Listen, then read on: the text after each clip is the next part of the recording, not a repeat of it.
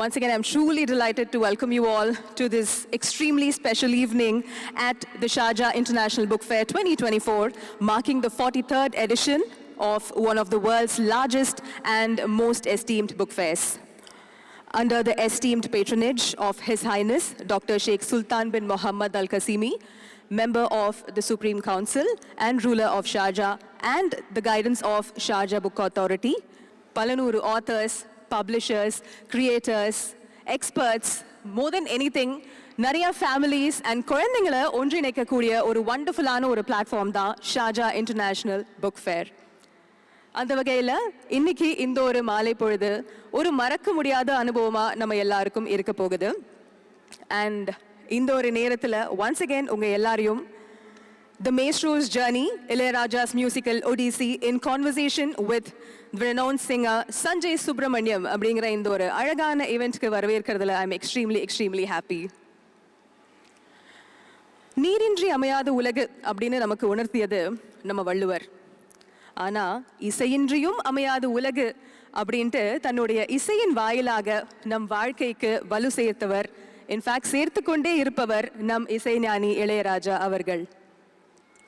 நம் இசைஞானி அவர்களுடைய வாழ்க்கையில நடந்த நிறைய சுவாரஸ்யமான விஷயங்கள், அவர் கடந்து வந்த பாதை, சந்தித்த மனிதர்கள், அவர் தாண்டி வந்த உன்னதமான தருணங்கள்னு சொல்லி அவருடைய வாழ்க்கையை பற்றின நிறைய விஷயங்கள் இங்கே நம்ம கூட பகிர்ந்துக்க இருக்காரு.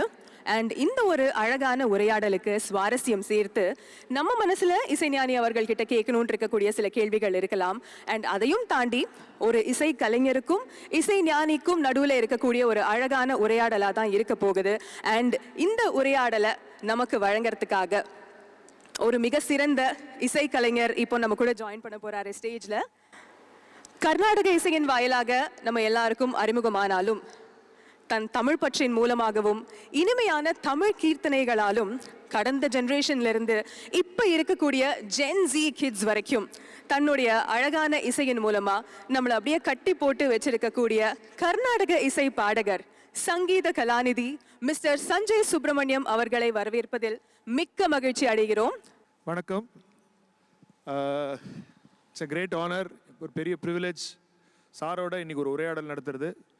மேஸ்ட்ரோஸ் ஜேர்னி அப்படிங்கிறது அவருடைய ஒரு இசை பயணத்தை பற்றின ஒரு உரையாடல். எனக்கு என்ன ஒரு தனி விசேஷம் அப்படின்னா, அன்னக்கிளியோட ஒரு 3-4 வயசு பெரியவனா. அதனால் அந்த அன்னக்கிளி வந்த காலத்துலேருந்து அவருடைய இசை பயணத்தில் உங்களை போல் நானும் கூடவே இருந்திருக்கேன். அதனால் அந்த விஷயங்களை அவரோட இன்னைக்கு உரையாடலாங்கிறது. Making the world a better place to live அப்படின்ட்டு ஒரு லைன் நம்ம ஆங்கிலத்தில் வந்து பரவலாக கேட்கறது உண்டு. கேட்கறதுக்கு ஒரு எளிமையான லைன் மாதிரி இருந்தாலும் அதை வந்து நடத்தி காட்டுறது அப்படிங்கிறது ஒரு அசாத்திய சக்தி இருந்தால் தான் முடியும்.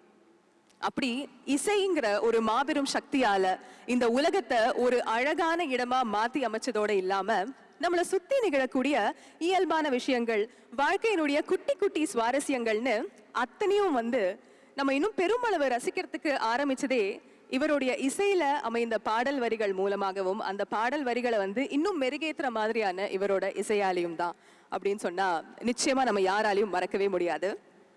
இசை அப்படின்னு சொன்னாலே நம்ம கண்ணுக்கு முதல்ல வரக்கூடிய முகம் இவருடைய இன்முகம். இசை அப்படின்னு சொல்லி நம்ம கேட்டாலே நம்ம காதுகளுக்கு ஒலிக்கக்கூடியது இவரோட இனிமையான இசை. போதும் என்ற மனமே பொன் செய்யும் மருந்து அப்படின்னு சொல்லி மற்ற விஷயங்களை நம்ம அளவா நிறுத்திக்க ட்ரை பண்ணாலும் கேட்க கேட்க ரசிக்க ரசிக்க தீராதாகத்தோட பேராசையோட எந்நேரமும் நம்ம மனசு ரொம்ப ஆசையா விரும்பி கேட்கறது இவருடைய இசை மட்டும்தான். அந்த வகையில இவர் ஒரு இசை மருத்துவர் அப்படின்ட்டு கூட சொல்லலாம். ஆறா காயம், தீரா காதல், சந்தோஷம், துக்கம், வெற்றி, தோல்வி, இரவு, பகல், மழை, குளிர்னு இப்படி நம்ம வாழ்க்கையினுடைய எல்லா தருணங்கள்லையும் அவருடைய இசை நம்ம கூட எப்பவுமே இருந்திருக்கு. அதனாலேயே தான் என்னென்னைக்கும் இசையின் தேவன், அன்றும் இன்றும் என்றும் இசை உலகின் ராஜா, பெரும் மதிப்பிற்குரிய எங்கள் இசை ஞானி இளையராஜா அவர்களை பெரும் மதிப்போடு வரவேற்பதில் மிக்க மகிழ்ச்சி எங்களுக்கு. இந்த ஒரு காணொளியின் மூலமாக இந்த ஒரு காட்சியை காண நமக்கு 2 கண்கள் நிச்சயமா பத்தாது அப்படின்னு தான் சொல்லணும். இந்த ஒரு காட்சி என்னென்னைக்கும் நம்ம எல்லாருடைய நினைவுகள்லையும் நீங்காத இடம் பிடிச்சிருக்கக்கூடிய ஒரு காட்சி.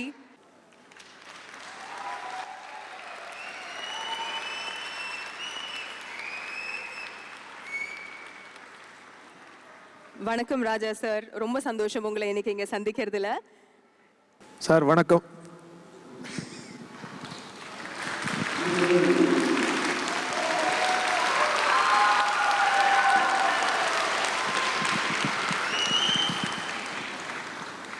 உங்களை பேச விடுவாங்களான்னு எனக்கு தெரியாது, இருந்தாலும் ட்ரை பண்ணுறேன். இப்போ வந்து உங்களுடைய ஜேர்னி, தட் இஸ் மைஸ்ட்ரோஸ் ஜேர்னி அப்படிங்கிறது இன்னைக்கு ஒரு உரையாடல். இந்த ஜேர்னி வந்து இவ்வளவு வருஷங்களாக நடந்திருக்கு, இன்னும் நடக்க போகிறது. சாதாரணமாக இந்த மாதிரி ஒரு உரையாடலில் நீங்கள் எங்கே ஆரம்பிச்சீங்க அப்படிங்கிறதுலேருந்து போவோம். இன்னைக்கு வந்து ஒரு டிஃப்ரெண்ட்டாக இன்னைக்கு எங்கே இருக்கீங்க அப்படின்னு ஆரம்பிக்கலாமா? நான் ஷார்ஜாவில் இருக்கேன்.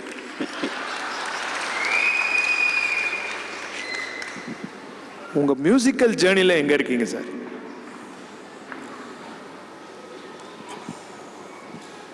அது பதில் சொல்றது கஷ்டம். ஏன்னா நான் மியூசிக்கை வந்து ஜேர்னியாக பார்க்கறது இல்லை. அதே லைஃபு, அதே மூச்சு, அதே வந்து உசுறு, நாடி நரம்பு எல்லாமே வந்து இசையாக தான் பார்க்குறேனே தவிர அது ஜேர்னின்னு சொல்கிறது நம்ம வந்து அதாவது அது காலத்துக்குள்ளே அடங்கிடுது. ஜேர்னின்னு சொன்னால் starting point, in between travel time, அப்புறம் டெஸ்டினேஷன், நம்ம போகிற இடம். அது இதில் கிடையாது. காலம் என்பது ஃப்ரீஸ் ஆகிடுது. இப்போ ஒரு பாட்டை நினைக்கிறீங்க, அதாவது போகிறீங்க, கோயிலுக்கு போகிறீங்க, சாமியை கும்பிடுறீங்க, கற்பூர ஆரத்தி காட்டும் பொழுது, சாமியை கும்பிட்டுட்டு இருக்கும் பொழுது உங்களுக்கு மனசு வந்து அங்கே நிற்காது. இது வேறு எங்கேயோ தெருக்கடையில் அங்கங்கே சுற்றிட்டு இருக்கோம். ஆனால் நீங்கள் ஏதோ ஒரு பாட்டை நினைக்கிறீங்கன்னு வச்சுங்க, பாட்டை கேட்குறீங்க, உங்கள் மனம் அலைபாயாது, அப்படி அதிலேயே நின்று லயிச்சு போயிடும். உதாரணமாக நீங்கள் வந்து ஜனனி ஜனனிங்கிற பாட்டை எடுத்துங்களேன், மனசுலேயே நீங்கள் ஓட்டுங்க, நீங்கள் பாட வேண்டாம். அப்படி மனசு அந்த 5 நிமிஷமாக அப்படி அமைதியாக நின்று போயிடுது இல்லையா? அதுதான் அங்கே வந்து காலம் கிடையாது, நேரம் கிடையாது, தேசம் கிடையாது, இடம் காலம் இதெல்லாம் கடந்தது. சொல்லப்போனால் கடவுளுக்கும் மேலே இசை அப்படின்னு சொல்லலாம். ஏன்னா கடவுள் சிவபெருமான் அல்லது கிருஷ்ண பரமாத்மா அல்லது முருகன் அல்லது தேவி அப்படின்னு சொல்லும் பொழுது, அந்த பேர் சொல்லும் பொழுதே அதுக்கு ஒரு உருவம் வந்துடுது. நாமமும் ரூபமும் இல்லாமல் இந்த உலகம் இல்லை. நாமம்னு சொல்கிறப்ப சவுண்டு வந்து ஒரு உருவத்தை கிரியேட் பண்ணுது. அந்த உருவத்தை நம்ம நினைக்க வேண்டியது இருக்குது. இதெல்லாம் இல்லை இசையில். ஆனால் எங்கே இருக்கு, எங்கே போகுது மனசு?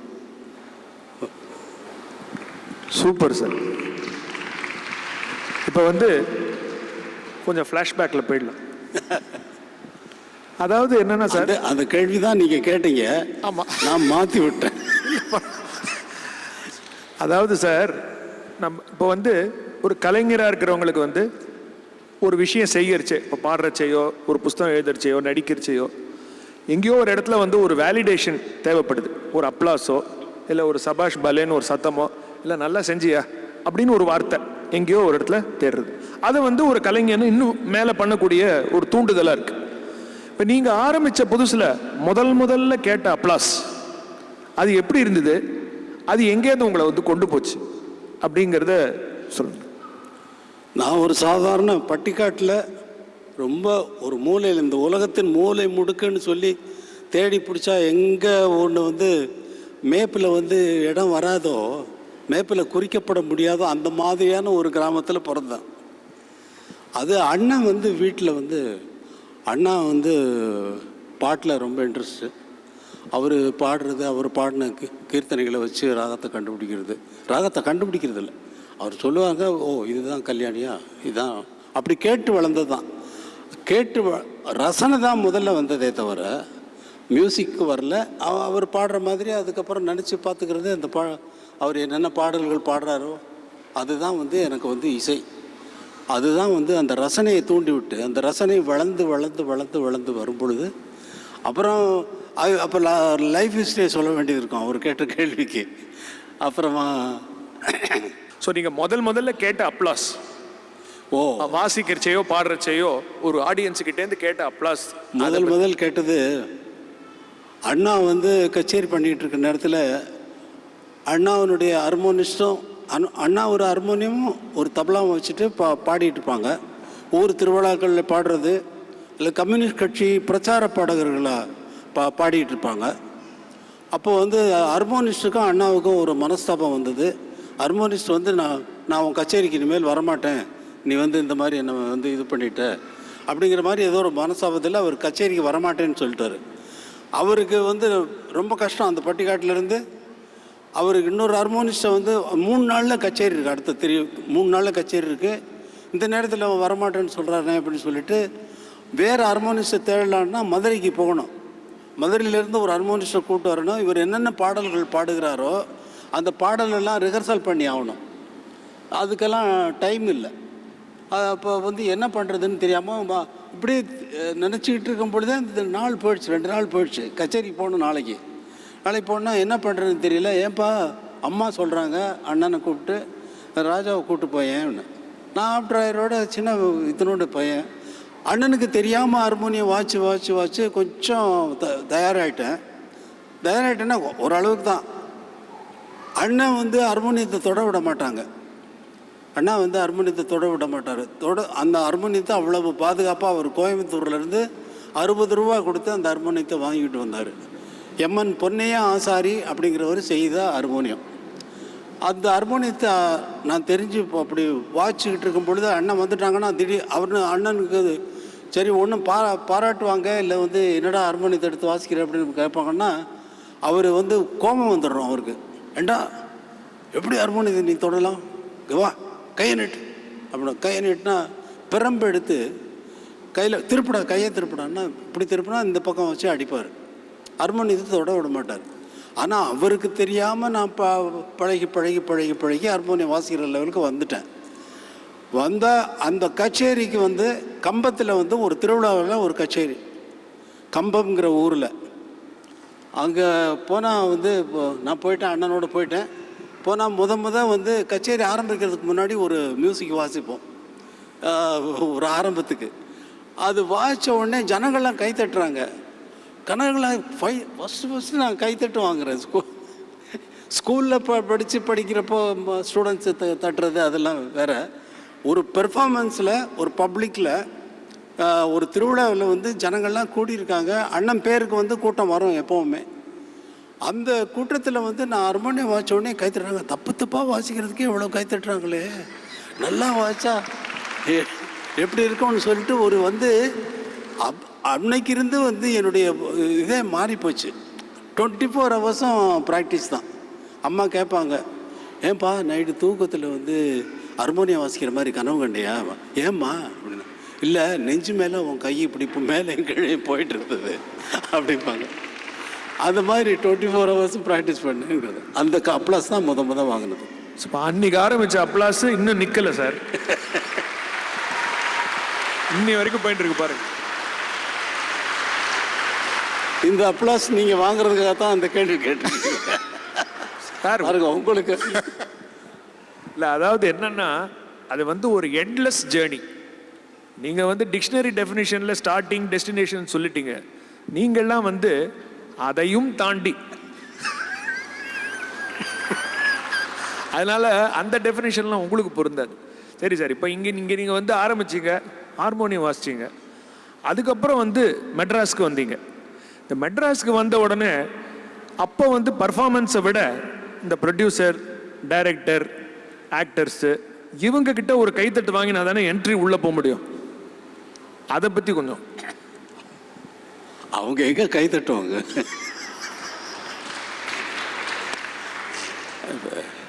ராஜா சார் அப்படி ஓதி கைத்தட்டுங்கிறது ஆரம்பத்தில். ஆனால் நீங்கள் போட்ட பாட்டை ரசித்து தானே உங்களுக்கு சான்ஸ் கொடுப்பாங்க. அதுக்காக முதல்ல இந்த பண்ணைக்கிளியெல்லாம் பண்ணுறதுக்கு முன்னாடி நீங்கள் ஒரு டியூனுக்குன்னு பாடி காமிச்சா அவங்க சொல்லணும் இல்லையா, இது நல்லா இருக்கு, இது எனக்கு சான்ஸ் கொடுக்கலாம் அப்படின்னு. இல்லை, அந்த இதுல எல்லாம் இல்லை. அதை தாண்டி ஏன்னா படத்தில் பாட்டு ஹிட்டான உடனே சரி இவர்கிட்ட சொன்னால் வந்து அவருக்கு தெரியும் எல்லாம், அது ஜனங்களுக்கெல்லாம் பிடிச்சி போச்சு சாங்ஸ் எல்லாம், அதனால் அவருக்கு தெரியும்னு சொல்லிட்டு யாரும் வந்து என்கிட்ட இந்த மாதிரி வேணும் அந்த மாதிரி வேணும்னு கேட்குறதுக்கே ஆளே இல்லை. ஏன்னா அதனாலேயே நான் ஃப்ரீயாக போட்டேன் அந்த நேரத்தில். சார் இப்போ நீங்கள் வந்து ஹார்மோனியம் தான் முதல்ல வாசின்னு வந்தீங்க, அப்புறம் எப்படி கிட்டாருக்கு எப்படி நீங்கள் அது ஸ்விட்ச் ஆனீங்களா? அது என்ன நடந்தது? எனக்கு இசை கற்றுக்கணும்னு சொல்லி தான் சென்னைக்கே வந்தது, இசை கற்றுக்கணும்னு சொல்லி. அப்போது வந்து வந்த உடனே ஒரு ட்ராமாவுக்கு மியூசிக் பண்ணுற சான்ஸ் கிடச்சிது. அந்த ட்ராமாவுக்கு மியூசிக் பண்ணிட்டு வரப்போ அந்த ட்ராமாவில் பாடுறதுக்கு இது தேவைப்பட்டது, பாடகர்கள். அப்போது வந்து அந்த பாட வந்தவங்க வந்து கமலான்னு பேர் அவங்களுக்கு. அவங்க எம்எஸ் விஸ்வநாதன் ட்ரூப்பில் வந்து கோரஸில் பாடிக்கிட்டு இருந்தாங்க. அவங்களுக்கு பாட்டு சொல்லி கொடுத்து திரும்பி இப்போ திருச்சியில் ட்ராமா இருந்தது, முடிச்சுட்டு திரும்பி வரும்பொழுது ட்ரெயினில் உங்களுக்கு யாராவது மியூசிக் மாஸ்டர் தெரியுமா, எனக்கு மியூசிக் கற்றுக்கணுன்னு ஆசை இருக்குது, உங்களுக்கு எந்த மியூசிக் கற்றுக்கணும்னு, எந்த மாஸ்டர் இருந்தாலும் பரவாயில்ல, கர்நாடிக்காக இருந்தாலும் பரவாயில்ல அப்படின்னு சொன்னேன். அவங்க வந்து தன்ராஜ் மாஸ்டர்கிட்ட இன்ட்ரடியூஸ் பண்ணி வச்சாங்க. அங்கே வந்து சேர்ந்ததுப்போ அங்கே தான் வந்து இந்த கிட்டார் வாசிக்கிறது, பியானோ வாசிக்கிறது, இந்த மாதிரியெல்லாம் நிறைய ஸ்டூடெண்ட்ஸ் வருவாங்க. நம்பர் ஆஃப் ஸ்டூடெண்ட்ஸ் வந்து வயலினுக்கு, கிட்டாருக்கு, பியானோவுக்கு, தியரி வெஸ்டர்ன் எக்ஸாமினேஷனில் ட்ரினிட்டி காலேஜில் இது பண்ணுறதுக்காக வந்து ட்ரைனிங்காக வந்து எக்ஸாம் பண்ணுறதுக்காக வந்து வர்ற ஸ்டூடெண்ட்ஸும் இருப்பாங்க. அதில் கற்றுக்கிட்டது தான் கிட்டாரு. கிட்டாரும் அவர் சொல்லித்தரல வந்து. அவர் என்ன பண்ணார், ஃபஸ்ட்டு டே இப்போ நான் போகிறேன், நோட் புக்கு ஊதுபத்தி இதெல்லாம் வாங்கிட்டு வந்துரு அப்படின்னாரு. வாங்கிட்டு போனேன். நோட் புக்கை திறந்தார். உன் பேர் என்னடா? ராஜையா அப்படின்னு. ராஜையாவா? நல்லா இல்லைடா பேர், உன் பேர் ராஜான்னு வச்சுக்கோ அப்படின்னு சொல்லிட்டு ராஜான்னு எழுதினார். ராஜான்னு எழுதிட்டு அடுத்த பேஜ் திருப்பிட்டு 7 வந்து இப்படி ஃபுல் பேஜில் அப்படி ஒரு பட்டை அடிக்கிற ஒரு பேனால் பச்சை இங்கில் அப்படி 7 போட்டார். இங்கே ஏ, இங்கே பி, இங்கே சி, டி, இ, எஃப், ஜின்னு எழுதிட்டு these are the 7 notes, this is the ஏன்னு சொல்லி பியானோவில் அந்த ஏயை தட்டினார். தட்டினோடனே எனக்கு வெஸ்டர்ன் மியூசிக் ஃபுல்லாக கற்றுக்கிட்ட மாதிரி ஒரு பறக்கிறேன் நான்.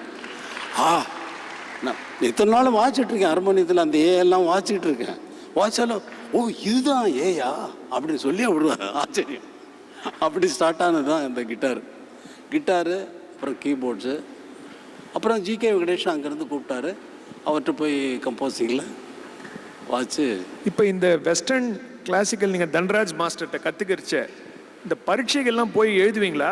வருஷம் ஒரு கிரேடாலாம்? ஆமாம், அவர் வந்து என்ன பண்ணிட்டாரு, நீ இப்போ அவரே பணம் கட்டி நீ வந்து கிட்டார் எக்ஸாமினேஷன் போய்ட்டு வா ட்ரினிட்டி காலேஜ்னு சொல்லிட்டு, ஆனால் சிலபஸ் வாங்கி பார்த்துட்டு அந்த பீசஸ் எல்லாம் ப்ராக்டிஸ் பண்ணிட்டு போனால் பாஸ் ஆயாச்சு. கோல்டு மெடல் வந்துடுது.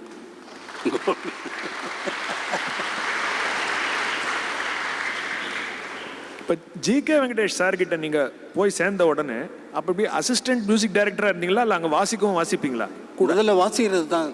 நான் மியூசிஷியனாக தான் சேர்ந்தேன். அவர் பாருங்கள், நான் எப்படி இன்னும் கிட்டார் சரியாக வாசிக்க தெரியாது, என்ன சரியாகவே பழக்கம் இல்லாத நேரத்திலேயே அவருக்கு அசிஸ்டண்ட்டாக போய் சேர்ந்த நேரத்தில் அவர் ஃபஸ்ட் டே கம்போசிங் பாடுறாரு.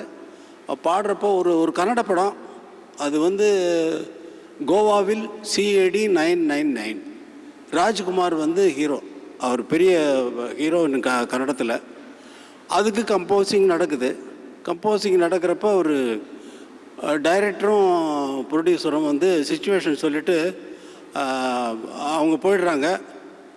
சரிடா நான் இப்போ கம்போஸ் பண்ணுறேன், நீ நோட்ஸ் எழுதிக்கோன்னாரு. ஒருத்தர் தபலா வாசிக்கிறவர் இருக்கார், நான் வந்து கிட்டாருக்கு போனால் சொரம் எழுதிக்கோ, நான் நோட்ஸ் எழுதிக்கோ நீ போடுறேன்.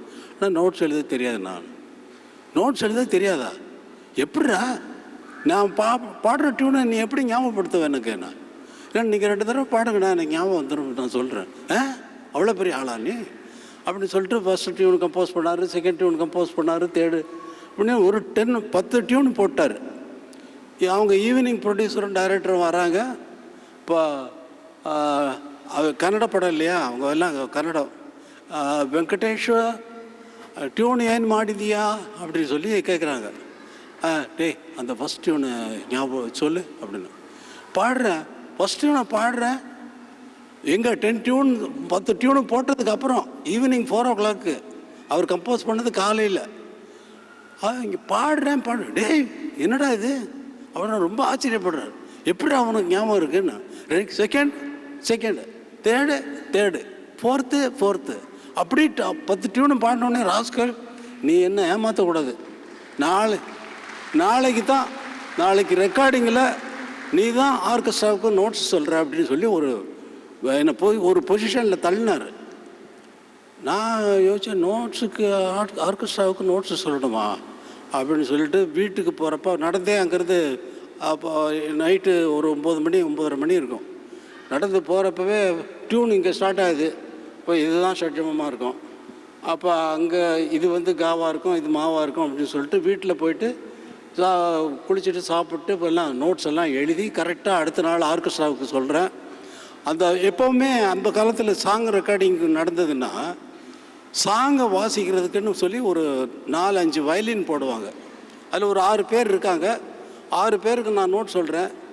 அது நோட் சொல்லிகிட்டே வரும்பொழுது காக்கு பதிலாக மான்னு சொல்லிட்டு வாய் வளரிடும். உடனே அவங்க நோட்ஸ் எழுதுறவங்க பாவா அப்படின்னு சொல்லி சிரிப்பாங்க. சிரித்தா எனக்கு உடம்பெல்லாம் ஒரு 1000 ஊசி குத்துற மாதிரி இருக்கும். ஐயே நான் தப்பாக சொல்லிட்டோமே அப்படின்னு சொல்லிட்டு அதே ஆட்கள் அடுத்து கட் பண்ணால் நான் மியூசிக் டைரக்டர் உட்காந்துருக்காங்க. ஓய் என்ன வாசிக்கிறீங்க அப்படின்னு. சரிப்பா எங்கிட்டே நீங்கள் கேள்வி கேட்கணும்னு இந்த ப்ரோக்ராமா உங்ககிட்ட நீங்கள் உங்களை பற்றி சொல்லுங்கள். என்னை பற்றியா? ஆமாம், அது சொல்லணுமா இல்லையா? அவர் யாருன்னு எனக்கு தெரிஞ்சா தானே நான் அவருக்கு ஒரு ரெஸ்பெக்ட் கொடுக்க முடியும். சரி சார், நான் என்னை பற்றி சொல்லிக்கணும்னா ஒன்று தான் சார் சொல்லுவேன். நான் ஒரு ராஜா ரசிகன். இதுக்கு மேலே என்ன சார் சொல்கிறது? இல்லை நீங்கள் சொல்லி ஆகணும். ஏன்னா உங்களுக்கு கர்நாடக சங்கீத உலகத்தில் இருக்கக்கூடிய பேரும் புகழும் எனக்கு தெரியும், நல்லா தெரியும். இவருக்கு நிறைய விஷயங்கள் தெரியும். அதெல்லாம் வெளில கொண்டு வரலான்னு பார்த்தா இவர் என்னை வந்து போட்டு மாட்டி விடணும்னு பார்த்துட்டு இருக்காரு. இல்லை நீங்கள் சொல்லுங்கள் உங்களுக்கு.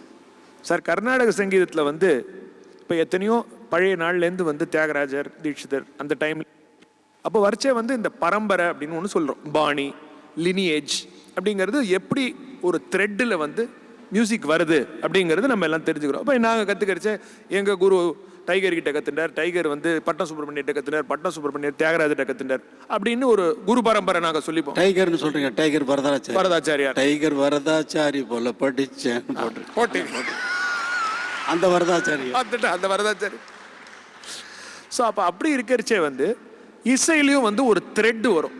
இப்போ தியாகராஜர் போட்ட ஒரு பாட்டுலேருந்து ஒரு லைன் எடுத்து அடுத்தவர் பண்ணியிருப்பார், அதுலேருந்து இன்ஸ்பிரேஷன் ஆகி அடுத்தவர் பண்ணியிருப்பார், அதுலேருந்து இன்ஸ்பிரேஷன் ஆகி அடுத்தவர் பண்ணியிருப்பார். ஸோ இப்போ நான் இன்னைக்கு வந்து ஒரு லைன் பாடினேன்னா அது எங்கேருந்து வந்ததுன்னு எனக்கு தெரியும், கேட்குறவங்களுக்கு தெரியுமோ தெரியாதோ. அதுக்கு வந்து அந்த தியாகராஜர் இப்படி போட்டதை அவர் இப்படி போட்டார் அப்படின்னு சொன்னா தான் எனக்கு விளங்கும். உங்களுக்கு நான் விளக்கணும். பட்டிக்காடுறேன், நான் வந்து பட்டிக்காட்டிலேருந்து வந்திருக்கேன், இன்னும் அப்படியே தான் இருக்கேன் அப்படிங்கிறத ஞாபகம் வச்சுக்கேன். சொல்லுங்க. தியாகராஜர் இப்போ தியாகராஜர் போட்ட பாட்டில் வந்து இப்போ வந்து ஒரு 1.5 இட கீர்த்தனம் அப்படின்னு நிறைய பாட்டு போட்டிருக்காரு, ஒரு கார்பஸ் ஆஃப் சாங்ஸ் இல்லையா? இப்போ வந்து மா ஜானகி சட்டப்பட்ட 1.5ன்னா உங்களுக்கு எனக்கு புரியல சார். அவ்வளோ டெக்னிக்கலாக போனா என்ன? இல்லை 1 2 3 அப்படின்னு சொல்லுங்க. 1 2 3 1 2 3 மா கேலரா. எனக்கு எதுக்கு இதெல்லாம் அப்படிங்கிறார் தியாகராஜர். மா கேலரா விசாரமோ அப்படிங்கிறார். அப்புறம் அவர் அப்படின்ட்டு போச்சு 1 2 3 மன்னவியாலகிஞ்சரா 1 2 3 அப்படின்னு போச்சு. பட்டம் சுப்பிரமணியிட்ட வந்தோம், அவரும் அதே 1 2 3 போட்டார். 1 2 3 அபிமான மென்னடுகல் குராமா அப்படின்னு அவரும் போனார். அந்த மாதிரி ஒவ்வொரு ஜெனரேஷனாக போனோம். இப்போ இதே மாதிரி சினிமா பாட்டில் உங்கள் வரைக்கும் அப்போலேருந்து ஒரு த்ரெட்டு வந்ததில்லை, ஒரு ஸ்ரீராமச்சந்திராவோ மதன் மோகனோ, அது எனக்கு தெரியாது சார், அது நீங்கள் தான் சொல்லணும். அது சொல்கிறேன். நான் அவரை கேட்டால் அவர் எனக்கு திருப்பி போட்டார் பாருங்க. என்ன கில்லாடி சார் நீங்கள். அது காலங்காலமாக வந்து எவ்வளவோ மியூசிக் டைரக்டர்கள், கிரேட்டஸ்ட் மியூசிக் டைரக்டர்லாம் இங்கே தோன்றியிருக்காங்க. சி ராமச்சந்திரா, நௌஷாத் ஜி, சலீல் சௌத்ரி, மதன் மோகன், ரோஷன், இப்போ இன்னைக்கு வரைக்கும் வந்து அவ்வளவு ஒண்டர்ஃபுல் மியூசிக் டைரக்டர்ஸ் வந்து இங்கே வந்து தோன்றியிருக்காங்க. இங்கே சவுத்தில் எடுத்துக்கிட்டாங்கன்னா Dakshinamurthy, Venkatrama, SV Venkataraman, G Ramanathan, MSV, அப்புறம் கேவி மகாதேவன், இந்த மாதிரி நிறைய மியூசிக் டைரக்டர்கள், கிரேட்டஸ்ட் மியூசிக் டைரக்டர்கள் இங்கே வந்திருக்காங்க. ஆனால் ஒரு பாருங்கள், ஒரே ஒரு உதாரணம் சொல்லணுன்னா, இது 60 வருஷத்துக்கு பின்னாடி, நான் 60 வருஷத்துக்கு முன்னாடி நடந்த விஷயம். கம்போஸ் பண்ண சாங்கு ஆஜாரே மேரே டேடிடா தேடடிடா தாரடிடா டிடடா ஆஜாரே. இதை சகமதான்னு சொல்லலாம், பனி சகான்னு சொல்லலாம். இது சலீல் சௌத்ரி மதுமதிங்கிற படத்தில் போட்ட பாட்டு. இதே சொரத்தை அதுக்கப்புறம் ஒரு 20 வருஷத்துக்கு அப்புறமா மதன் மோகன் அதே பாட்டு இல்லை, அவருக்கு இது கம்போஸ் பண்ணியிருக்காருன்னா அந்த பாட்டு கேட்டிருக்கலாம். ஆனால் இவர் கம்போஸ் பண்ணுறது மாயிரே तेरा तेरा रे तररा रे மாயிரே நிசகா கமதா, இது வேணாலும் வச்சுக்கலாம். அதுவே அதுக்கப்புறம் 20 வருஷத்துக்கு அப்புறமா ஆஜாரே நம்ம ஆளு எம்எஸ்வி சார், பால் இருக்கும் பழம் இருக்கும், அவர் இது பண்ணியிருக்காரு, அதை காப்பி அடிச்சு அப்படிங்கிறது இல்லை. கற்பனைகள் வந்து வரும்பொழுது ஒரு ராகத்தில் இப்போ பாடும் பொழுது இப்படி சிமிலாரிட்டி வந்து வர்றது வழக்கம். ஆனால் அந்த ஜீவன் வந்து பாருங்க, ஆஜாரே மாயிரே பால் இருக்கும் பழம் இருக்கும் பசி இருக்காது பஞ்சணையில் காற்று வரும் தூக்கம் வராது பஞ்சணையில், அங்கே வந்து சொரத்தை மாத்துறாரு. அப்படி சிமிலாரிட்டியில் வர்றது. ஆனால் மியூசிக் டைரக்டரில் ஒரே படத்தை வந்து 2 பேர் பண்ணியிருக்காங்க. லைலா மஜ்னுன்னு ஒரு படம், என்னுடைய ஃபேவரட், என்னுடைய குருநாதர், மானசீக குருநாதர் சிஆர் சுப்பராமன் மியூசிக்கு. என்னுடைய மானசீக குருநாதர் 2 பேர் தான், சிஆர் சுப்பராம். எல்லாருமே குரு தான் எனக்கு. ஏன்னா என்னுடைய ஆர்கெஸ்ட்ராவில் வாசிக்கிற மியூசிஷியனை கூட நான் குருன்னு சொல்லுவேன். ஏன்னா அவன் தப்பாக வாசிப்பான். அவன் வாசிக்கிறப்போ இவனை எப்படிடா அந்த நோட்ஸை கரெக்டாக வாசிக்க வைக்கிறதுன்னு சொல்லி எனக்கு அங்கே ஒரு புது ஐடியா தோணும். அதை அடுத்து சொல்லி கொடுத்துட்டு, ஏய் நல்லா கற்றுக் கொடுக்குறியா நீ எனக்கு அப்படின்னு சொல்கிறது வழக்கம். அந்த மாதிரி லைலா மஜ்னு சிஆர் சுப்பராமன் மியூசிக் பண்ணது, பரணி லைலா மஜ்னு, பாலாஜி லைலா மஜ்னுன்னு சொன்னது. இது வந்து டிஆர் மகாலிங்கம் நடித்தது. இங்கே ஜி ராமநாதன் பண்ணுறாரு. சிச்சுவேஷன் என்னென்னா, அப்போ படத்தில் எல்லா சிச்சுவேஷனும் ஒன்றா தானே வரும். வரப்போ லைலாவுக்கு கல்யாணமாகி அவள் போகிறப்போ வந்து சிஆர் சுப்பிரமணியன் போடுறாரு, பருந்து செல்லும் பைங்கிளியே மறதியாகுமா இது நியாயமா,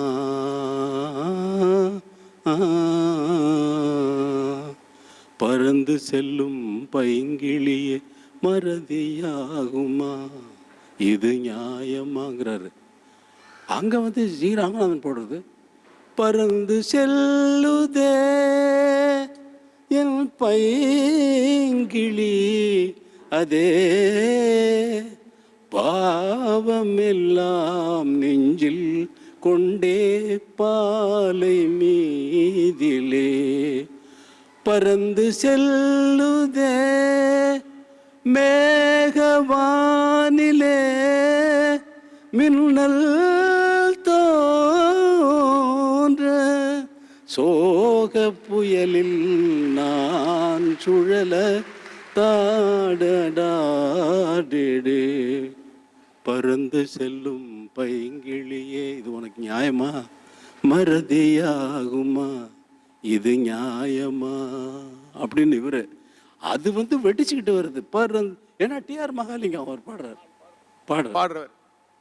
ஸோ இது வந்து லைலா மஜ்னு வந்து என்னுடைய காதலி லைலா வந்து அந்த பாடத்தில் தான் வந்து, அதனால தான் சிஆர் சுப்பராமன் வந்து முதல்ல சின்ன வயசில் வந்து ஒரு ப்ராடக்ட்னு நினச்சிக்கிட்டு இருந்தேன். ஒரு பாட்டுன்னு வந்ததுன்னா ரேடியோவில் கேட்குறோன்னா பாட்டு, இந்த லக்ஸ் சோப்பு அது இது அது மாதிரி இது வருது போல் இருக்கு அப்படின்னு.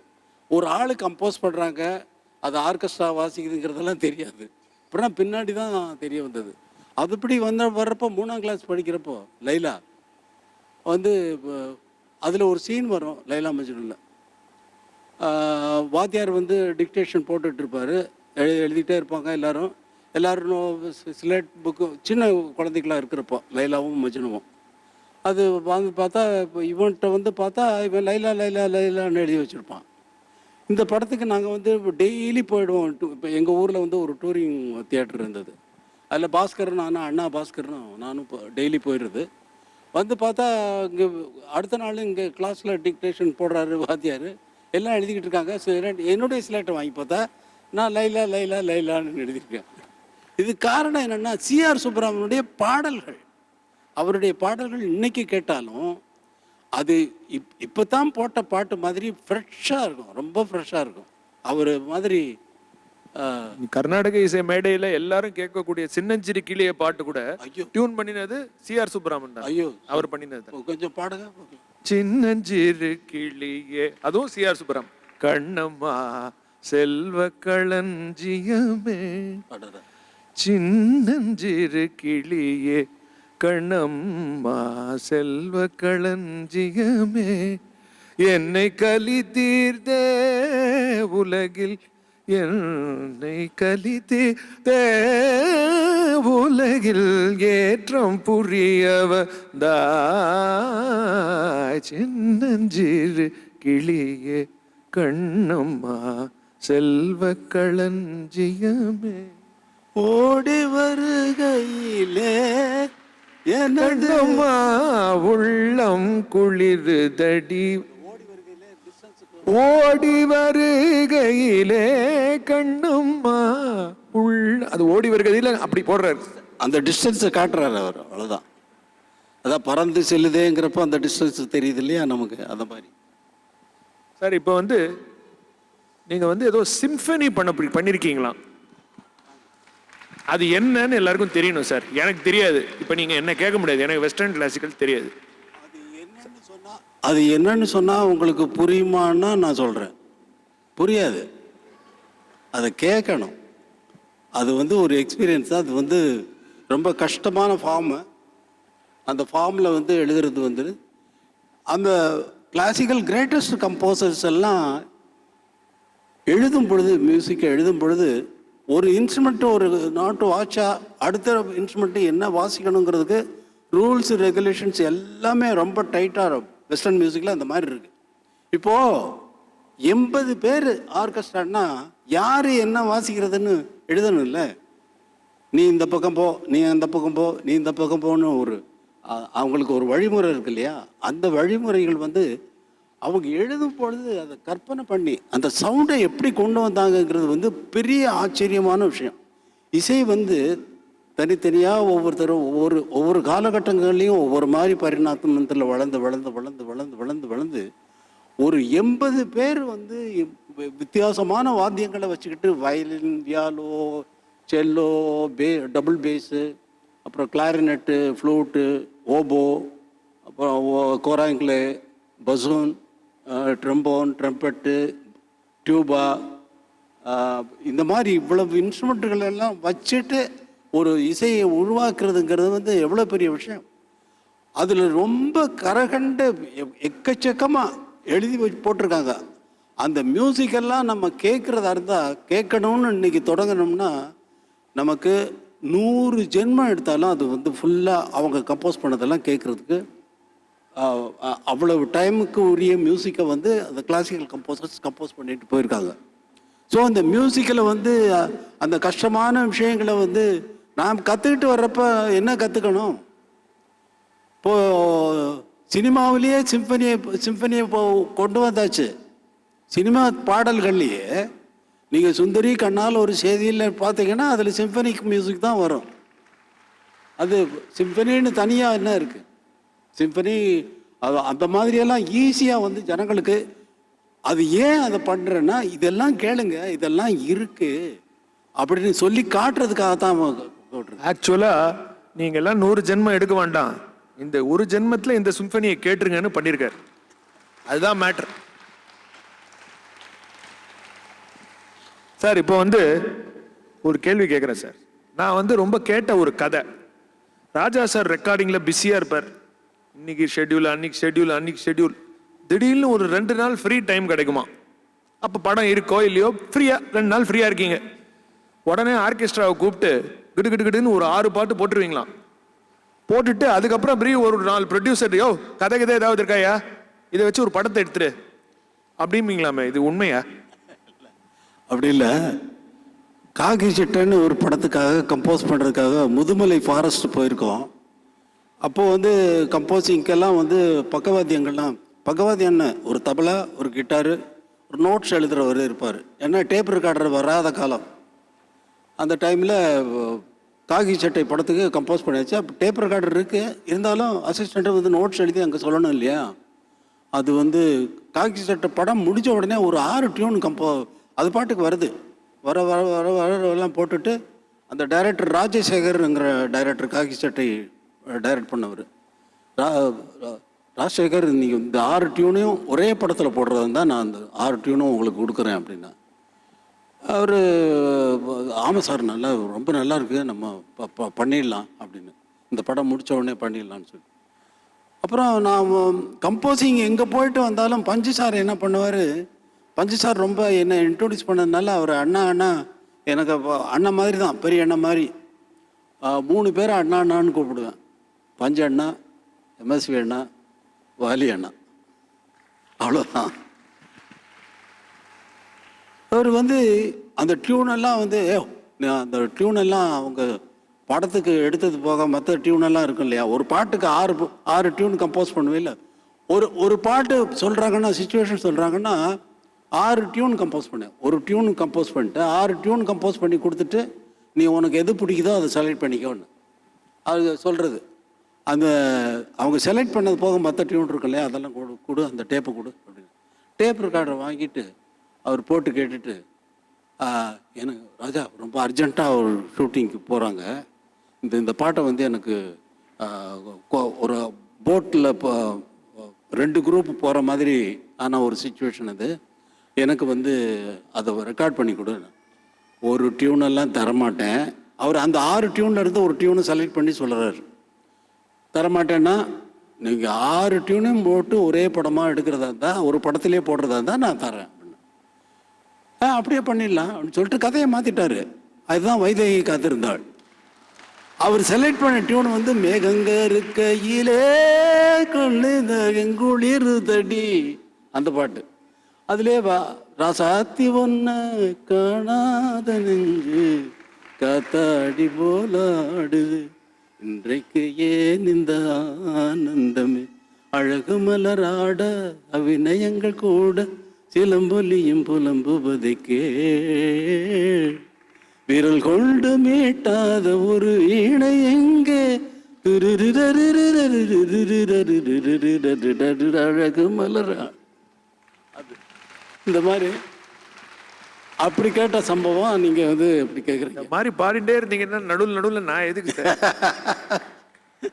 அப்படி இல்லை, நீங்க பாடுறத நான் பாடவே முடியாது. அதனால சரி, நான் போட்ட டியூனவே நான் பாடிட்டு இருக்கேன். நீங்க பாடுறத நான் பாட முடியுமா? இல்ல ஸ்ட்ரைட்டா ஆன்சர் சொல்லுங்க சார். நீங்க பாடுறத நான் பாட முடியுமா? வேண்டாம் சார், உங்களுக்கு எதுக்கு அது? நான் பாடுறத நான் பாடிட்டு போறேன் சார். நான் ஏதோ 4 பாட்டு பாடிட்டு இருக்கேன், அது எதுக்கு நீங்க? இப்போ இந்த வந்து இவரோட இசைக்கும் நம்ம எல்லாருக்கும் ஒரு உறவு இருக்கு இல்லையா? எவ்வளவோ வருஷங்களா வந்து அதை கேட்டுட்டு இருக்கோம். கார்த்தால ஏந்திருக்கிறோம், படுத்துக்கிறோம், அந்த பாட்டு காதுல போயிட்டே இருக்கு, அதை கேட்டுட்டே இருக்கோம், ரசிச்சுட்டே இருக்கோம். எவ்வளவோ விதமான மூட்ஸ் வருது போறது. அப்படிலாம் வரைச்சே வந்து ஒரு ராஜா பாட்டு காதுல விழுந்ததுன்னா இன்னைக்கு டே ஓகே அப்படின்னு தோன்றது. காரை ஓட்டிட்டு போறோம், திடீர்னு ஒரே டிராஃபிக், சரி ஸ்பாட்டிஃபை பிளேலிஸ்ட், எல்லார் பிளேலிஸ்ட்லயும் என்ன இருக்கும்? அவர் தான் இருப்பார். உடனே அப்படியே லைனா ஜானிலேருந்து, பிரியாலேருந்து, இளைய நிலாலேருந்து அப்படியே வந்துட்டே இருக்கும் அந்த மாட்டுக்கு. லைனா இன்னி வரைக்கும் காட்டு மல்லி வரைக்கும் வந்துட்டே இருக்கும். அப்படி இருக்கிறச்ச இப்ப நம்ம பார்த்துருக்கோம் சார், பாரதியாருக்கு வந்து சக்தியோட ஒரு உறவு, மாயையோட ஒரு உறவு, தியாகராஜருக்கு வந்து ராமரோட ஒரு உறவு அப்படின்னு பர்சனலா அவங்க வந்து they deal with these people and they talk. அந்த மாதிரி ஒரு உறவு. இப்ப நமக்கெல்லாம் வந்து ராஜா சார் இசையோட ஒரு உறவு. அதுதான் நான் இப்ப எக்ஸ்பிளைன் பண்ணேன். உங்களுக்கு இந்த இசையோட என்ன உறவு? அது எப்படி நீங்க உரையாடுறீங்க இசையோட?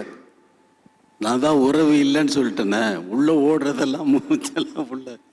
இருந்தாலும் சார், இப்ப தினம் கருத்தால எழுந்தா நீங்க இசையோடயே தானே இருக்கீங்க. ஸோ அந்த உறவுக்கு ஏதாவது ஒரு மீனிங் இருக்காது?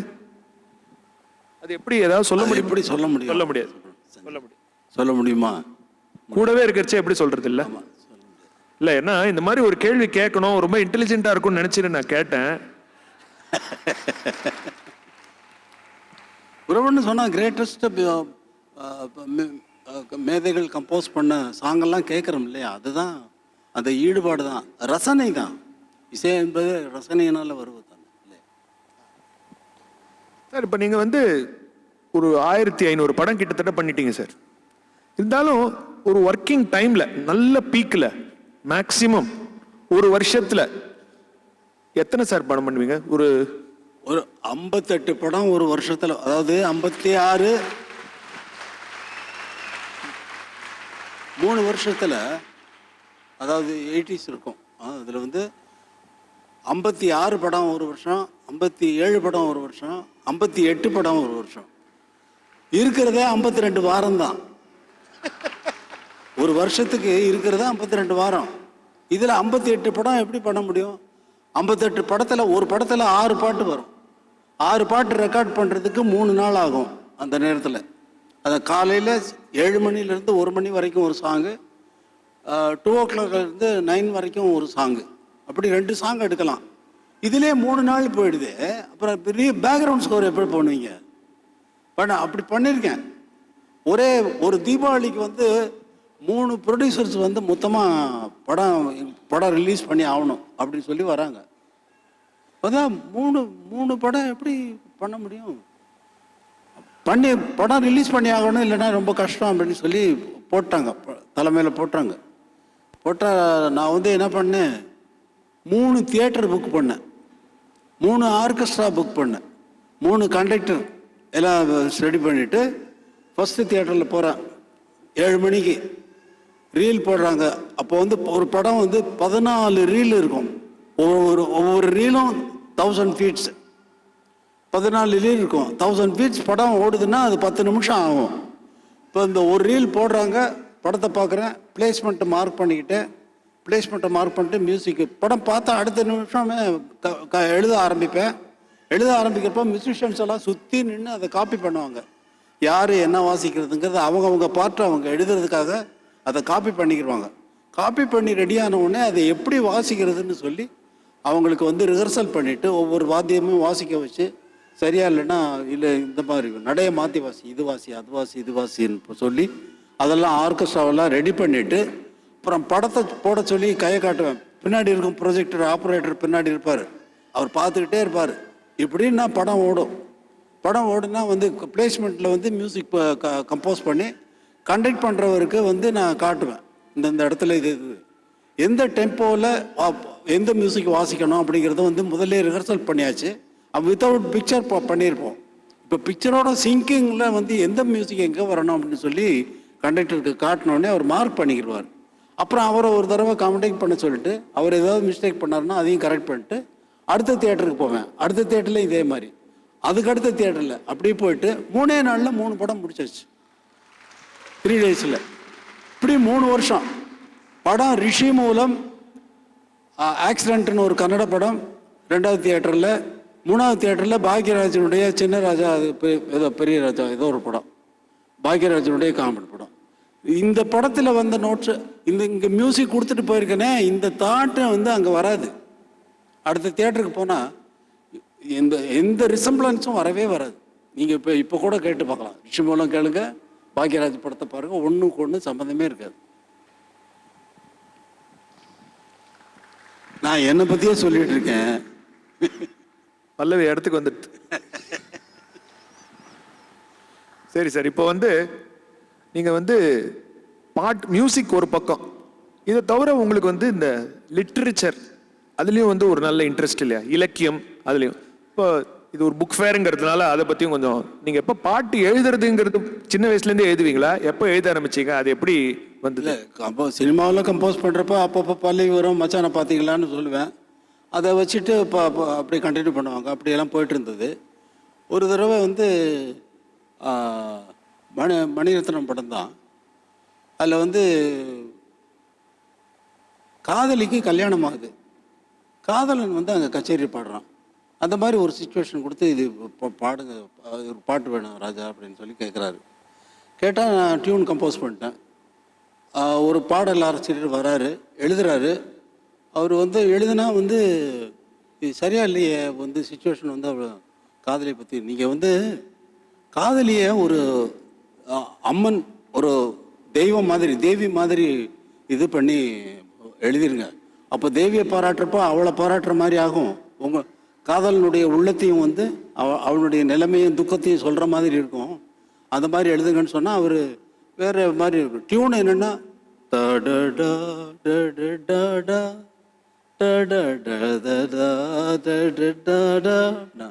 அவர் ஆடிடும் தென்னங்கீற்று, பாடிடும் என்னமோ ஒரு காற்று அப்படிங்கிற மாதிரி எழுதிருந்தார். ஆடிடும் தென்னை, இது வராதியா, இங்கே காதலி முன்னாடி பாடிக்கிட்டு இருக்கான், சரியாக வராது அப்படின்னு. அப்புறம் நானே எழுத ஆரம்பிச்சிட்டேன். அதுதான் நான் ஃபஸ்ட்டு எழுதின பாட்டு. இதயம் ஒரு கோவில், அதில் உதயம் ஒரு பாடல், இதில் வாழும் தேவன் நீ, இசையை மலராய் நாளும் சூட்டுவே, காமம் தேடும் உலகிலே நாத தியாகராஜரும் ஊனை உருக்கி உயிரில் விளக்கை ஏற்றினாரம்மா, அவர் பாடலின் ஜீவன் அதுவே அவரானார், என் பாடலின் ஜீவன் எதுவோ அது நீயே, நீயும் நானும் ஒன்றுதான், எங்கே பிரிவது. இதுதான் நான் ஃபர்ஸ்ட் எழுதின பாடல். அப்போ பாடல் எழுதணுங்கிற ஆசையெல்லாம் கிடையாது. திடீர்னு ஒரு நாள் வந்து இப்போ எலக்ட்ரானிக்ஸ் எல்லாம் வந்துருச்சு இல்லையா, அதனால் மியூசிக் கொடுத்த உடனே வந்து ரெடி ஆகாது. அவங்க ப்ரோக்ராம் பண்ணணும், அதெல்லாம் ப்ரோக்ராம் பண்ணி அவங்க ரெடி பண்ணி அவங்கெல்லாம் ரெடி ஆகிறதுக்கு டைம் இருக்கும். அந்த டைம் எல்லாம் நான் சும்மா உட்காந்துருப்பேன். உட்காந்துருக்கிறப்ப இது என்னடா சும்மா எப்படி உட்காந்துருக்கிறதுன்னு சொல்லிட்டு, இந்த வெண்பான்னு சொல்கிறாங்களே, நான் ஔவையார் படத்தில் ஔவையார் எழுதின வெண்பாக்கள்லாம் சின்ன வயசில் பயங்கர பாடாந்தரம் அது. ஏன்னா ஔவையார் படம் போட்டப்போ டிவியில் பார்க்குறேன், அடடா இந்த பாட்டெல்லாம் மறந்து போச்சே நமக்கு. அதான் ஔவையார் சொன்னது, 100 நாள் படித்து 6 நாள் விட்டால் அனைத்தும் பாழ் அப்படின்னு சொல்லியிருக்கா. ஔவையார் சொன்னது தான். அந்த மாதிரி ஆகிப்போச்சே நமக்கு அப்படின்னு சொல்லிட்டு எனக்கு ரொம்ப ஃபீலிங் ஆகிப்போச்சு. அப்புறம் அந்த மாதிரி வெண்பாக்கள் நம்ம எழுதி பார்க்கலாம். அவங்க வெண்பாவுக்கு என்ன சொல்லியிருக்காங்கன்னா, ஒரு வெண்பாவை 2 தடவை சொன்னால் கேட்பவனுக்கு அது மனப்பாடமாகணும், அப்படி ஆனால் தான் அது வெண்பா அப்படின்னு சொல்லி. அதனால் ஒரு வெண்பா எழுதி பார்க்கலான்னு சொல்லி எழுதுனா, மனசில் நினைக்கிறது வார்த்தையில் வந்தால் வார்த்தைக்கு இலக்கணத்துக்கு ஓட்ட மாட்டேங்குது. இலக்கணப்படி எழுதுனா கருத்து சரியா இல்லை, என்னடா சரியா இல்லைன்னு சொல்லி தூக்கி போட்டேன். அப்புறம் திடீர்னு ஒரு நாள் இப்படியே போயிட்டே இருந்தது. மறுபடியும் வந்து உட்காந்து எழுதி இலக்கணத்தை 2மே பிழை இல்லாமல் எழுதுறதுக்கு பழக்கமாகிடுச்சு, வந்துட்டு எழுதி அப்புறம் நிறைய எழுதி அந்த மாதிரி எழுத ஆரம்பித்தது தான் இது. நிறைய நூல்கள் இதுவரைக்கும் ஒரு 17 புத்தகங்கள் எழுதியாச்சு. ஞானகங்கான்னு சொல்லி ஒரு கவிதை நூல். அப்புறம் நீங்கள் இப்போ சஞ்சய் சுப்பிரமணியம் வந்து அவர் இசையமைக்க போகிறாரு என்னுடைய பாடல்களுக்கு. இசையமைத்து அது நீங்கள் கேட்கப் போகிறீர்கள். அதாவது திருவம்பாவை.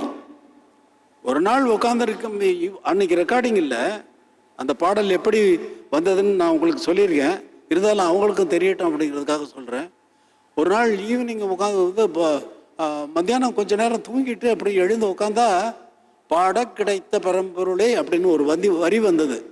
என்னன்னா பாட்டு ஏதோ வருதே அப்படின்னு சொல்லிட்டு பேப்பர் எடுத்தேன், எழுத ஆரம்பித்தான். 5 நிமிஷத்தில் பாட்டு முடிஞ்சு. அப்படி வரிசையாக எழுதுறேன், ஃபுல்லாக எழுதுறேன். லாஸ்ட் லைன் எழுதுறப்ப தான் நான் திருவம்பாவை எழுதிக்கிட்டு இருக்கேங்கிறது எனக்கு புரியுது. பாட கிடைத்த பரம்பொருளை பாடற்கொரு பிறப்பு கிட்டியும் பாடி பயன்காண பல்மொழியால் ஏத்தாது பண்டை வினைத்தூசு மூட கிடப்பையோ முத்தே முகில் மூடா மோன முழுநிலவே மூட மனம் முடம் நீக்குவானை முன்மொழியால் பாடேலோர் எம்பாவாய் அப்படின்னு முடிக்கிறேன். அந்த எம்பாவாய்ன்னு எழுதும் பொழுது தான் எனக்கு திருவம்பாவை நான் எழுதிக்கிட்டு இருக்கேங்கிறத புரியுது. இப்படி கொஞ்ச நேரத்தில் ஒரு அரை மணி நேரத்தில் ஒரு 10 பாட்டு வந்துருச்சு.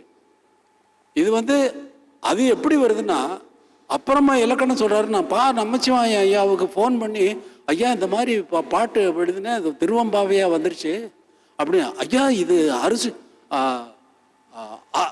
வெண்டலை அரிசீர் விருத்தத்தில் வந்திருக்கியா அப்படின்னாரு. அப்படியாயா? ஆமையா, பாருங்க 6 சீர்யா. பாட கிடைத்த பரம்பொருளை பாடற் கொருபிறப்பு கிட்டியும் ஆராய்ச்சா. அது வெண்டலை அரிசீர் விருத்தம் 6 வார்த்தைகள் வரணும், 6 சொற்கள். அந்த மாதிரி பாட கிடைத்த பரம்பொருளை பாடற் கொருபிறப்பு கிட்டியும் பாடி பயன்காண பல்மொழியால் ஏத்தாது பண்டை வினைத்தூசு மூட கிடப்பையோ முத்தே முகில் மூடா மோன முழுநிலவே மூட மனமுடம் நீக்குவானை முன்மொழியால் பாடையலூர் எம்பாவாய் அப்படின்னு வருது. அப்படி அதே வரிசையில் அப்படி இன்ன உலகின்ன உயிர் இன்ன உடம்பென்று விதி என்னென்ன தோற்றியதோ, இன்ன உயிர்க்கு இன்ன உணவு இன்ன வாழ்வு என்று விதி என்னென்ன காட்டியதோ, அன்று விதி கொன்று விதி தன்பு விதி கட்டி வைத்த அண்ணலுக்காய் முன்னு இன்னிசைத்தே மூண்ட விதி முற்றுமர பாடையோர் எம்பாவாய்ன்னு வருது. இன்ன உலகு இன்ன உயிர் இன்ன உடம்பு என்று விதி என்னென்ன தோற்றியதோ, அன்ன உயிர்க்கு இன்ன உணவு இன்ன வாழ்வு என்று விதி என்னென்ன காட்டியதோ, அன்று விதிக்கு ஒன்று விதித்து அன்பு விதி கட்டி வைத்த அண்ணலுக்காய் முன்னு இன்னிசைத்து மூண்ட விதி முற்றும் அறப்பாடலோர் எம்பாவாய் அப்படின்னு வருது. இன்ன உலகு இன்ன உயிர் இன்ன உடம்பு என்று விதி என்னென்ன தோற்று. இப்படி வருமா யாருக்காவது? எனக்கு வருது, என்ன பண்றது? யாருக்கு எங்க வந்தது? எவனுக்காவது கவிதை கவிதை. அது மட்டும் இல்ல, பாமர வெண்பா எழுதின ஒரு கிராமத்தான் பாடுனா என்ன பாடுவான்? அதாவது நான் பாடினா, நான் கிராமத்தான் தானே, நான் பாடினா என்ன பாடுவான்னு அவனுக்கு தெரிஞ்ச தமிழ்ல. ஆத்துக்கு நீர் கொடுத்து சோத்துக்கு நெல் கொடுத்து மாத்து துணி கொடுத்து கூத்து கிசை கொடுத்து காத்தையே தீக்கிட்டு காத்தவளே என் மனசை காத்தாக்க கஷ்டம் இருக்கோ. இது இலக்கண விதிக்குள்ள வரும். ஆக்கி வச்ச சோத்தடுப்பு அங்கனையே வேகையிலே ஆற பொறுக்காம ஆளா பறக்கிறானே, ஆக்கி வச்ச அண்டமெல்லாம் அப்படியே ஆடுதடா, பார்க்க படிக்கிறத பாரு அப்படின்னு ஒரு பாட்டு. வேதம் தெரிஞ்சிருந்தா வெம்பையனா ஓதுவேன், ஓதும் பெரிய வகை ஓதியதை தேடுவேன், ஏதும் தெரியலையே எப்படி நான் தேடுவேன், போதும் புலம்பும் பொழப்பு அப்படின்னு ஒரு வெண்பா. இப்படி பாமர வெண்பான்னு சொல்லியே அது நிறைய வந்தது. தனியா ஒரு ரீடிங் செஷன் வைக்கணும் சார். ஏன்னா நீங்க எழுதுற பாட்டை எப்படி உங்க இசையை நீங்க பாடி சொல்றச்சே எப்படி கேட்கிறோமோ, அதே மாதிரி நீங்க எழுதின பாட்டை நீங்க படிச்சு சொல்றச்சே தான் அதுக்கு அந்த ஒரு ருச்சியும் அந்த பாவமும் அந்த ஒருத்தருக்கும் ஒவ்வொரு அது மாறிடும். அது சொல்றப்பவே அர்த்தம் புரியணும். அது இல்லைன்னா அது பாட்டே இல்லை. ஆமா, அவர் பாட்டு சொல்லி கொடுக்கறச்சே நமக்கு வேற மாதிரி தான் வரும், அவர் நினைச்ச மாதிரி வராது. நானும் அதுல கொஞ்சம் கஷ்டப்பட்டிருக்கேன். பாட வச்சுட்டேன். வர விடுதலை படத்துல அவரை பாடிட்டாரு.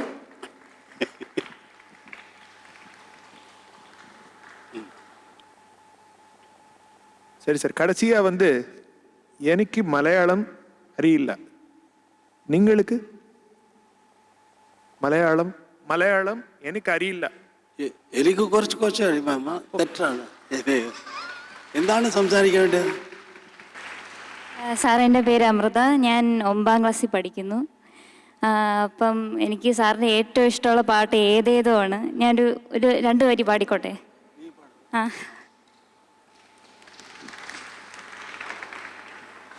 കുലദൈവമേ കുறை தீர்க்கவா கை நீட்டினேன் கரை சேர்க்கவா நீ அணைக்கவா தீயே அணைக்கவா நீ பார்க்கும் போது பனியாகிறேன் உன் மார்பில் சாய்ந்து குளிர் காய்கிறேன் இது வந்து போதும் இந்த அன்பு போதும் ஏதேதோ இன்னும் வளர்த்தே உன் கையில் என்னை கொடுத்தே. സാറ്, ഇത് പഹാഡി രാഗമാണെന്ന് ഞാൻ സെർച്ച് ചെയ്തപ്പോൾ കണ്ട്. ആ രാഗം തന്നെയാണോ? പഹാഡി രാഗമാണോ ഈ പാട്ട്? ഏതേതോ? ആ ആ ഓക്കെ. പിന്നെ എനിക്കൊരു ക്വസ്റ്റ്യൻ ഉണ്ടായിരുന്നു.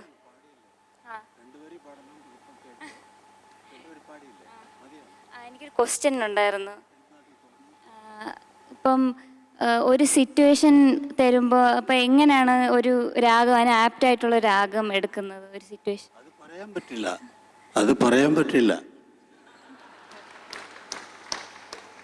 പറയാൻ വരില്ല.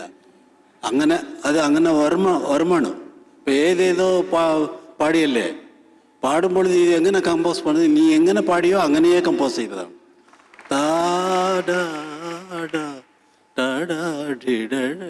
இதுக்கு 6 டியூன் நான் கம்போஸ் பண்ணல, ஒரு டியூன் கம்போஸ் பண்ணா இதுக்கு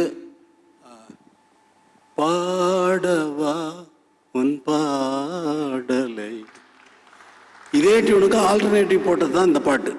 அது வேற ஒரு படத்தில் போச்சு, இது ஒரு படத்தில். என்னுடைய பெயர் ஆசிஃப் மீரான். ஒரே ஒரு கேள்விதான். இந்த வயதிலையும் 5-6 மணி நேரம் ஒரு நேரடி கச்சேரியில் எப்படி உங்களால் நின்று அந்த இசையை நடத்த முடியுது? எவ்வளவு சக்தி உங்களுக்கு எப்படி கிடைக்குது? அதுதான் ராஜா. ராஜா கைய வச்சா கடைசி வரைக்கும் ராக போகவே போகாது. என்ன சொல்றீங்க? நன்றி ஐயா, நன்றி. Ilayaraja sir, let me thank you on behalf of all of us here at the audience and the organizers for having spent the time here. Your music has brought us together. Your works have connected generations. And together we have gathered here to celebrate your life in music. Thank you for having spent this time to speak with us. This is a night I believe we all shall remember. Let me just thank Mr. Sanjay Subramaniam for being in conversation. No conversation is complete without having the right moderator, and thank you. Thank you so much for being here.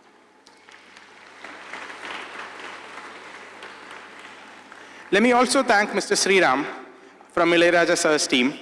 We owe much to Mr. Sriram for had it not been for his efforts, this night would not have materialized for us all. And lastly, let me also just mention the Sharjah Book Authority and the Sharjah Book Fair for having brought us all together and having made this fair a solemn and celebrated annual congregation. Culture brings us together, and nowhere does it feel as evident than at this book fair, where all ideas under the sun have a voice, a venue, and the patronage of readers and writers alike. Good night.